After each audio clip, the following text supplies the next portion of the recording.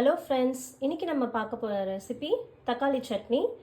இந்த தக்காளி சட்னி வந்து இட்லி, தோசை, சப்பாத்தி இதுக்கெல்லாம் நம்ம வச்சு சாப்பிடும்போது சைட் டிஷ்ஷாக ரொம்ப சூப்பராக இருக்கும். இந்த ரெசிபி நம்ம எப்படி செய்கிறதுன்றதை பார்ப்போம் வாங்க. பருப்பு, வெங்காயம்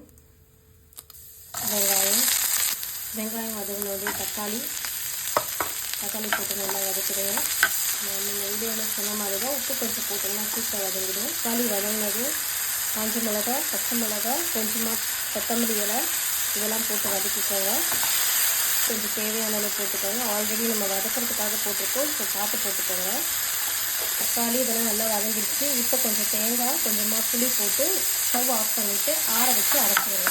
இப்போது நல்லா ஆறிடுச்சு. இதை ஒரு மிக்ஸி ஜாரில் ட்ரான்ஸ்ஃபர் பண்ணிவிட்டு நல்லா அரைச்சிக்கலாம். மிக்ஸி ஜாரில் ட்ரான்ஸ்ஃபர் பண்ணியாச்சு. இப்போ இதை நல்லா ஃபைன் பேஸ்ட்டாக அரைச்சி எடுத்துக்கலாம். சட்னி நல்லா அரைச்சாச்சு. இப்போ இதை நம்ம தாளிச்சிடலாம். சும்மா பெருங்காயம் நல்லா வதக்கிட்டு தாளித்து இவ்வளோ கொட்டியாச்சு. இப்போ நம்ம சர்வ் பண்ணலாம். இந்த ரெசிபி உங்களுக்கு பிடிச்சிருந்ததுன்னா லைக் பண்ணுங்கள், ஷேர் பண்ணுங்கள், மறக்காமல் சப்ஸ்கிரைப் பண்ணுங்கள். தேங்க்யூ.